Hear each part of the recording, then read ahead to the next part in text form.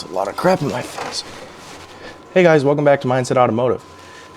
Today, we're going to be looking at fuel lines. Now, I've been putting this part of the car off for kind of a minute now. It's been a few days since I've last worked on the car. I've been trying to learn how these AN fittings work. I'll be honest, I've never worked with these things before. Now, today's goal is simple. Run the fuel lines from the fuel cell, through the fuel tunnel, and into the engine bay, where we can easily mock up things so that when the motor is back in the car, we can actually run everything to my fuel rails. I will also be getting rid of my old fueling stuff, so we're talking the old filler neck, any of my bleeder stuff, or my pressure bleeder stuff like that, and the old fuel lines that used to go to the fuel rails themselves. Those can come out now and be completely disconnected, and we can go from there. Now, first things first, we got to clean off this desk, which I'll be honest is mostly just moving everything from here over to this desk so that we kind of have a nice, simple workspace that's cleaned up so that I can learn these new AN fittings that I've never done before. Now, fortunately enough, I had those towels down, which made my job fairly easy here. Just swipe everything off the table to where it needs to go. And we will grab all of our fuel fittings and all of our fuel lines and set them on the table. Alright, so from my knowledge, this should be everything that I have for my fuel system. We have got our fuel pump, we've got our fuel filter here, we've got some connections, all of these are connections. We've got our actual AN lines in here. Well, this one's not open. We've got our actual AN lines in here and in here as well. And I believe this box should be my 10 AN lines. Yep, that's what this is in here. And of course, they've got more fittings and everything like that, and our bracketry for how we're gonna run how we're gonna hold all of our fuel lines and stuff up underneath. So that's good. So now that we have all that, now it's time to figure out how all this stuff actually works and how it works well together. Again, like I said before, I have no experience with any of this, so I'm kind of jumping into this blind and just trying to learn as I go. So now with everything laid out on the table, it may look super confusing. That's because it is, and I have absolutely no clue what I'm doing. Now, fortunately enough, though, Evil Energy does provide you with some installation instructions, so I'm mostly going to be looking at this for how I need to do things. Is it going to help me much? I don't know. I have no idea. Am I still going to learn and try to figure it out? Instructions for vehicle source manual is a small commercial parts installation section. Maybe. Alright, so starting off with something kind of simple, the things that I actually do kind of know, these fittings. So, obviously, the thing that I don't know about these fittings, which I have an understanding, but I haven't really looked too far deep into them. But, obviously, as you can see, if I unscrew this all the way, there is a metal tip in here, right? And from my knowledge, you are supposed to put this metal tip with the hose, or with the hose around it, into here, right? That'll hold it up here or somewhere along those lines. And then you thread it in, right? And that'll create a clamp similar to how you would do like a boost line or an oil pressure gauge, things like that. It's the same idea, different situation. Obviously, you're messing around with something like fuel. Right, so as of now, we know both of our 90s will fit. Everything should be fine going to the tank, and we should be able to route things underneath the car with no issues, no clearance problems with the fan. Everything should be able to route right underneath and through that fuel tank tunnel that used to be there for the old fuel tank. So what we got to do now is we got to take this 90. This is going to be our outlet, so this is going to be going to our fuel pump. This 90 is going to go to that. We're going to throw this hose into it and cinch it down and make sure everything's right, obviously. And then we're going to toss it underneath the car, figure out where we want to start mounting we're going to figure out where we need to mount our fuel filter, and we need to figure out where after the fuel filter where we need to mount our fuel pump. Once we've got that figured out, then we can run our smaller line, which should be our 10 foot and our 20 foot here, to our engine bay, and then from there on we should be able to figure out where we want to route fuel lines. So now we're going to figure out how we want to obviously cinch down that, because I still have no idea. First things first, we got to cut the zip ties off of our AN line here. So I'm actually just going to twist those off and throw these aside. Now we have got what should be our 10 foot of our 10 AN line, right? So from reading the instructions, what I'm gathering is you've got this tape here that covers the braided section of this AN line, right? And this stuff actually forms really nicely, which will make it really easy for me to be able to route everything underneath the car. So, okay, so we have now taken off this tape fully, and we have our plastic hosing here. So this thing, as you can see, has a little bit of a lopside to it, so we're going to take this and squeeze it down a little bit. Squeeze all the way around, just to make sure this portion is fairly round. So obviously we've got our 90 here now. We're going to take this off. Now we know it has to thread on like such, right? So that means this is going to slide on to our 10AN, hopefully like that. Flathead screwdriver like such, and peel up all of this from around the tube. So we're going to get to that now, and I will be back in just a second. Okay, so now I don't know if you guys can really tell, but there is a separation here for that braided line from the tubing. So now we're going to take the ferrule. So now this has been pushed as far down as I can get it, I believe. Actually, we are going to go a little bit further if I can. Okay, so now we have got our fitting here. This piece here, which will slide up and over all of this, right? And then we've got the simple part where you slide this in through here. We will slide our fitting back up and thread it. And once it is fully on and tight, that is our fitting. We're going to stuff our lines down underneath the car, hopefully. Maybe, and connect it to our fuel tank, or to our fuel cell, sorry. I'm going to get this line on there, just so, again, none of this is finalized. We're just trying to figure out roughly where things need to be, where we want to chop our lines, where we want to cut everything at. Now we've got our fuel line there, stuffed up underneath, and we're going to go underneath the car and see where we want to route the rest of it without hitting anything or being in the way. We've got our tank out of the engine bay for now, actually. So what we're going to do, as you can kind of see, is we have open space here in this area, obviously. And so to fix that open space, we're getting some sheet metal to lay down and weld in a flat pan across the bottom. And then I believe I'm going to do a little angled piece so that I keep some of my aerodynamics that this car sort of has. That way we're not just trapping air all right there. And then we also have an easy way to run our fuel lines down past it and whatnot. So, but what we're going to do for now is we're going to sand this engine bay to prep it for some form of paint so that it looks better, because this is going to be a viewing point, obviously, of the car. Just having a fuel cell in the front and all that other good stuff just makes it look more presentable. So we're going to sand all this down. We're going to start with 80 grit, move all the way up to 320 grit, and then once that's done, we should have our sheet metal to lay across and tack in or whatever, and figure out where we want to, should be able to figure out where we want to cut off our holes. So we may throw some cardboard in here, try to make a rough draft, and then, yeah, that's how we're going to do it. So, listen, yeah.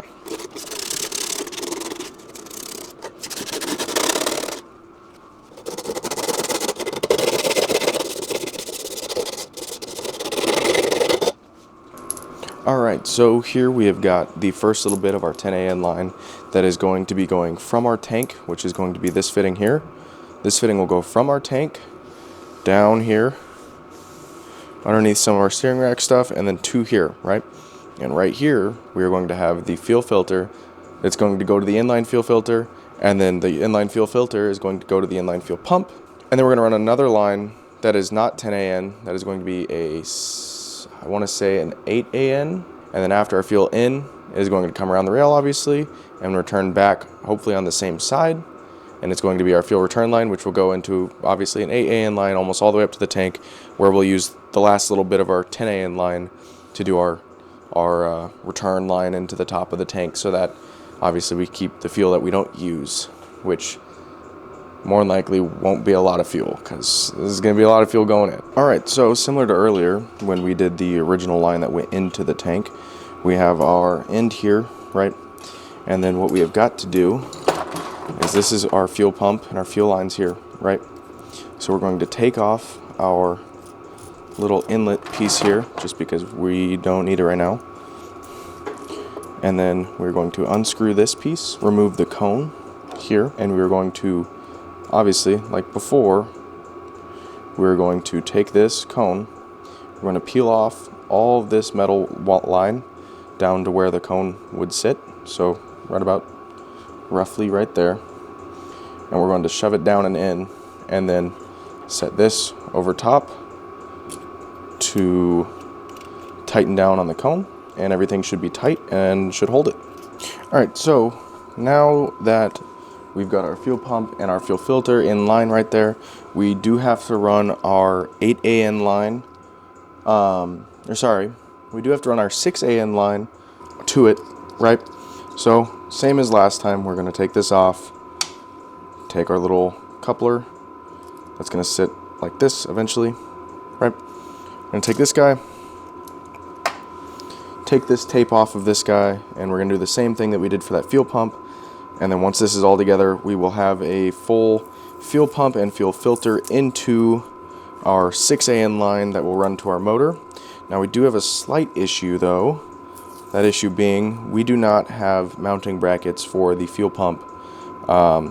So for right now, we will get everything kind of set up the way we need it to, and the way it sort of should be up to the engine bay at least. And obviously, since we do not have a motor in the engine bay, we don't really know necessarily roughly where our fuel lines will end up going to, but we will have an idea of where this will kind of end up at and where we're going to need to run them afterwards once we get the motor back in. Again, none of these are super tight. I'm not trying to like wrench them down just yet because nothing's final. We're just running our lines to where we kind of want them, and so we have a general idea of where we want them. Now we're going to switch over to my phone, so it may not be as good of quality, but I'm going to hop up underneath the car and you guys will get to see kind of where we're running this, how we're running it, what it's going to look like when it's ran up to the engine bay, and yeah. Alright, so everything is slid up underneath the car. We're going to show you guys kind of how I have this set up, but I got to slide underneath there obviously. We're not going to end up using all of this line obviously to get to the engine bay. It's not that long of a car. In fact, a lot of this hopefully should be going back the other direction into my return line, which will end up going back into the tank.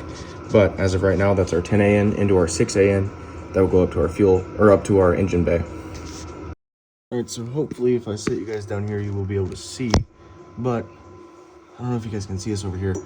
But what we're going to do is we're going to slide our 10AN line underneath of this here.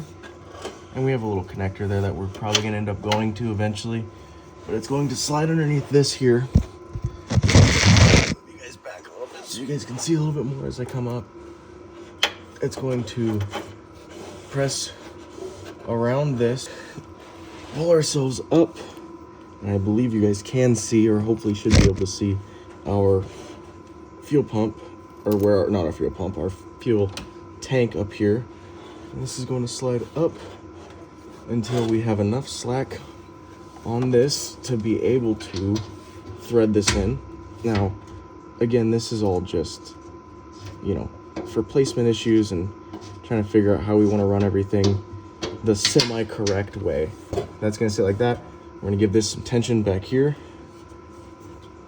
That way we can slide back down over here where you will see our fuel pump and fuel filter. Let me slide down with it without kicking the jack. Now this setup here will end up sliding up into here, and the plan is to mount it kind of like that, right? So you have our lines not tight enough. There we go. Lines are somewhat tight. I should be able to hopefully bracket something to this bracket here around that, and then obviously around both of these, and then that 6AN will run all the way down the edge of the car. Now for a placeholder, I think what we're gonna do, since I have this guy here right there, I'm gonna zip tie this up for now so that we can run our 6AN back to the engine bay and just kind of know that it's gonna reach. So I'm gonna do that real quick, and I'll come right back. All right, so there we go. It is put up. Now, mind you, this is just temporary. As much as zip ties have been a nice placeholder for this car in many areas, I think things like this need brackets. Safety is definitely a concern when it comes to fueling. So we're going to obviously fix that later on, but this will easily reach to our engine bay. Now all we've got to do, or the last thing we're going to do today, is we have got right there is our original fuel hoses, and we're going to pop those out so that they're no longer an issue. Now, for those of you that know me, you're probably expecting me to do the sketcy thing. I'm not going to, but down here is my fuel lines, right? So what we're going to do is there's actually two 8mm sockets, or two 8mm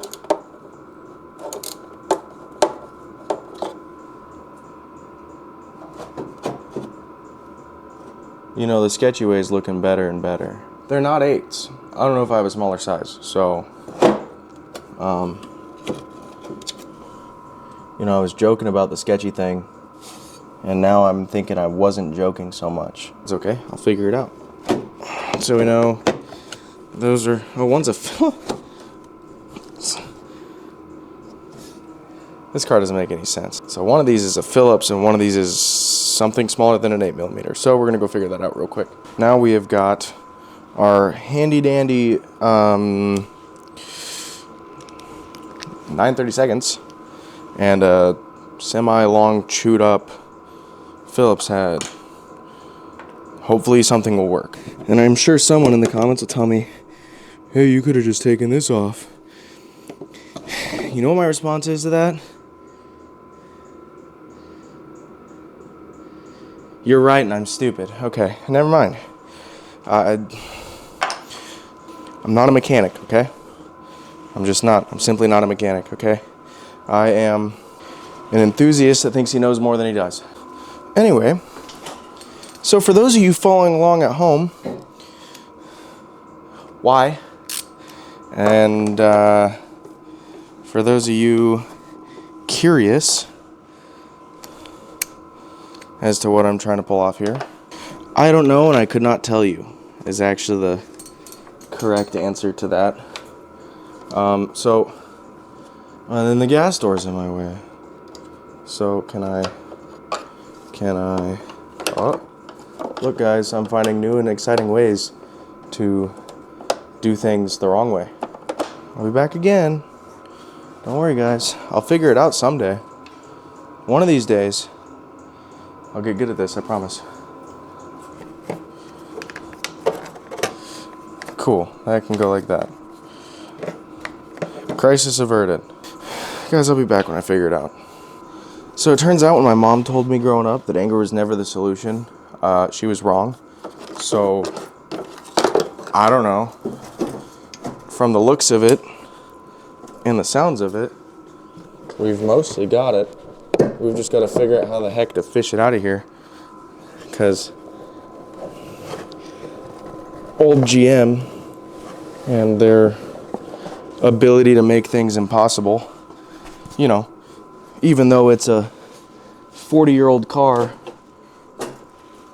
that should be basically Legos. Anyways, it's a 40-year-old car that should basically be Legos. They like to make things not quite Lego-ish. If you pull hard enough, things tend to go. Had to have a Fiero. Check that out. Yeah, yikes. If you're a Fiero owner, you should know that these things just catch on fire. And there's no point in why add a fire hazard to the fire hazard. Just take out your filler hose. You don't need it. It's a waste of your time. And, you know, then you can do what every Fiero is supposed to do and just sit and look, I'd say look pretty, but you can just sit and look ugly, I guess, you know? I know that there's a hole up here somewhere, and there's rust in my eye. And wires, dude. Anyways, there's a hole up here, and I can run you through said hole, because that's where my fuel lines were. Right? You guys smelling what I'm stepping in? And then I know that if I reach down here, oh, look. I can't, because there's stuff in my eyes. Anyways, so now that's ran through there. That is exactly how. And in fact, we will even run it all the way down to it, because we can end up trimming wires later. We're going to end up having to do some stuff to make sure that this stuff doesn't just rub through. But for now, again, just to give a rough idea. I say rough idea, but it's turning into more of a permanent residence. So don't worry too much about how sketchy this stuff is done or whatever. I mean, you can worry about it because, you know, it's what I do best. I think I'm laying in a puddle of fuel. Oh yeah, I'm laying right in a puddle of fuel. Guys, someone should light a match down here. You guys see me? Someone should light a match down here. Anyway, so now, pull out my phone so you guys can see what I'm looking at down. That jack keeps spooking the crap out of me. So I'm definitely going to need to run some stuff to make sure that these lines don't rub on like sharp metal. Because this thing is going to make a lot of vibrations. We know that. So, let me pull out my phone so you guys can see what I'm looking at.